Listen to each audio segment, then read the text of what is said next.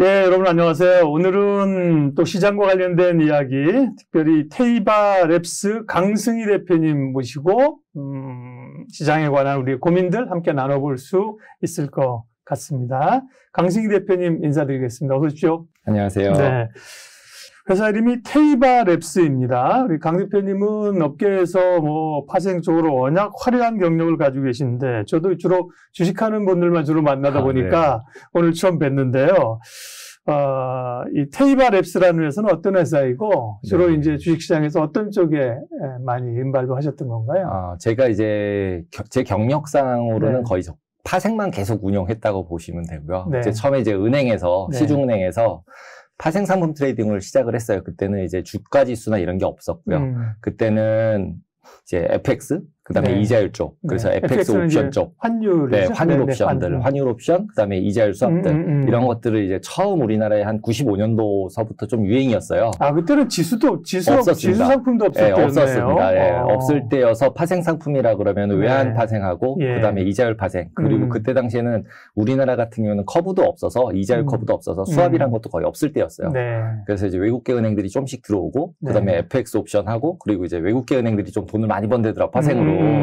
그래서 이제 국내 은행들도 해야 되지 않겠냐. 네. 막 이러면서 이제 그 당시에는 원래 지점 보내고 이랬었는데, 그 수학과 나왔다고 우연히 수학을 전공하셨군요. 네, 그렇다고 그냥 바로 딜링룸으로 들어갈 수 있었고요. 예. 처음에 완전 했던 거죠. 이제 예. 그 당시로 보면 원래는 이제 지점 갔다가 대리 달고 원래 딜링룸 들어가는 건데 우연히 신입 직원이 이제 들어가게 돼서 거기서 이제 파생을 시작을 해가지고 네.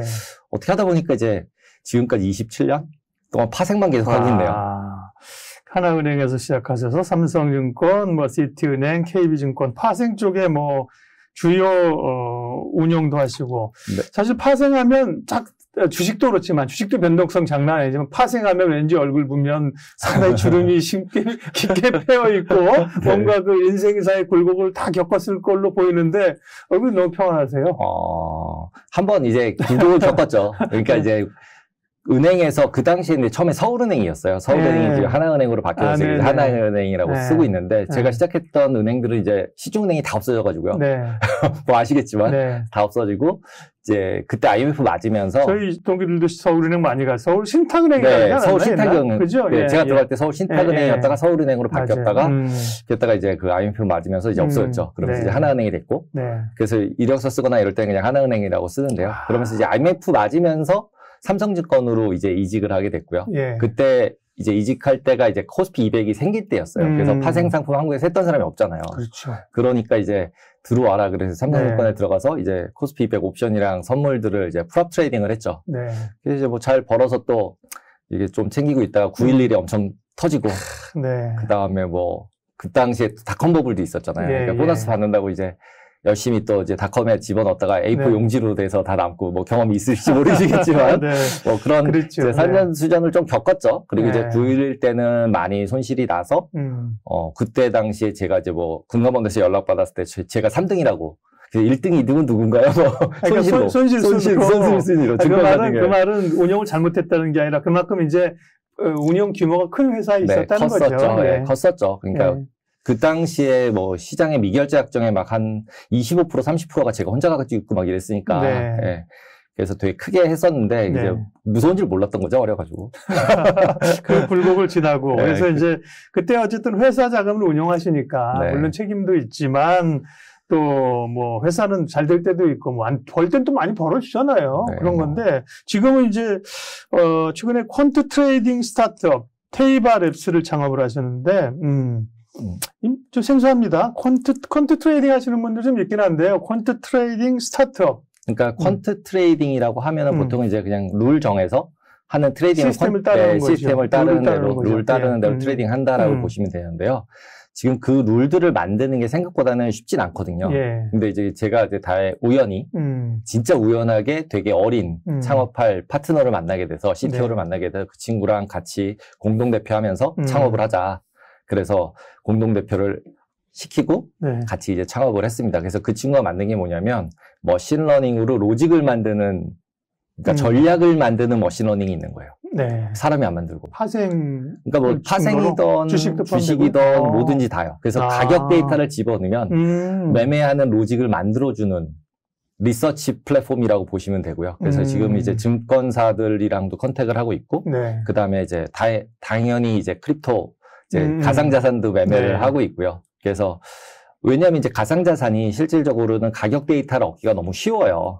지금 실제로 거래소나 이래 전통자산 쪽은 가격 데이터를 얻는 것 자체가 비싸거든요, 돈이. 그렇죠. 네. 근데 이제 가상자산 쪽은 다 무료로 거래소들이 틱 데이터까지 다 공짜로 주니까. 예. 그러니까 그런 데이터 비즈니스를 하시는 분이 한국의 거래는 이제 증권거래소에서 사야 되고요. 네, 맞습니다. 예. 또 해외를 잘 못하는 게 해외 그 데이터 받는 게 실시간 데이터 엄청 비싸요. 엄청 비싸요, 맞아요. 그러니까. 네, 근데 가상자산은 그런 데이터들을 다 오픈해놨군요. 네, 다 무료입니다. 거기다 API라 그래서 이제 거래를 시키거나 네. 전산상으로 연결시키는 게 굉장히 쉽게 돼 있더라고요. 그러니까 이제 젊은 친구들이 이제 코딩 잘하는 친구들이 당연히 글로 갈 수밖에 없는.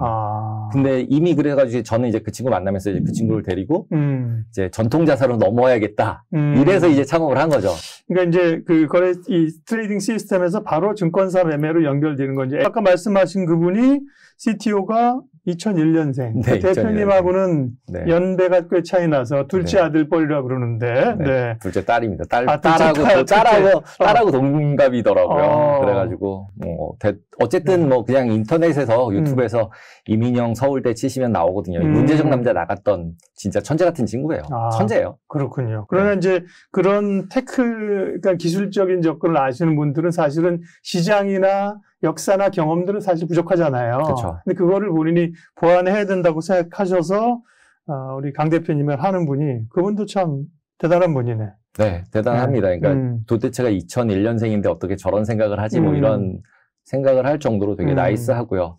네. 그럼 이게 자문사나 운영사로? 자문사 아니고요. 저희는 이제 IT 스타트업 회사고요. 네. 그리고 실제로 하는 거는 이제 전략을 이제 고객들이 증권사나 아니면 헤지펀드들이 자기네들이 어떤 자산을 운영할 때 주식이든 채권이든 가격 데이터만 있으면 저희한테 그 데이터를 주면 저희가 그 데이터를 가지고 전략을 만들어주는 거예요. 고객이 원하는 전략을 만들어줘서 이제 주는 거죠. 네.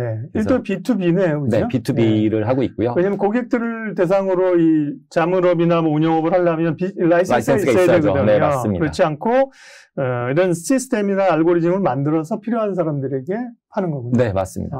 증권사나. 전통자산에서는 그렇게 하고 있고요. 가상자산들은 이제 고객이 원하면은 시스템 전체를 다 이제 전산 서비스 계약을 맺고 운영을 다 해주는 서비스도 있습니다. 가상자산은. 가상주수는 라이센스가 필요가 없으니까. 그렇죠. 그럼 테이블앱스 시작하신 건 언제예요? 2월 달에 제가 파트너를 만났고요. 2월 말에. 그리고 4월 말에 회사를 차렸고요. 한참 그다음 개발하셨겠네요, 그죠? 아니, 원래 개발이 돼 있는 거기 때문에 이제 그 친구랑 같이 시작을 했죠. 그래서 5월 달에 펀딩을 받고 6월 달부터 비즈니스를 시작을 한 거고요. 이제 한 4개월, 5개월 된 거죠. 토탈로 한 6개월 됐습니다, 딱. 그러니까 아직은 B2C는 없으시겠네요. 주로 B2B로, 그죠? 크립토는 B2C가, 가상자산은 B2C가 이미 있고요. 네. 그러니까 저희 B2C 같은 경우도 저희 고객들이 저희보다 훨씬 더 큰 회사들이에요, 이미. 그러니까 가상자산을 많이 가진. 네. 그래서 거기서 이제 아웃소싱으로 본인들이 운영하는 전략 말고 저희들 운영하는 걸로 이제 전략을 가져와라. 그래서 그거대로 자기네 계좌에 넣어놓고 이제 어차피 기계로 돌리니까요. 그냥 기계만 연결해 주는 거죠. 네.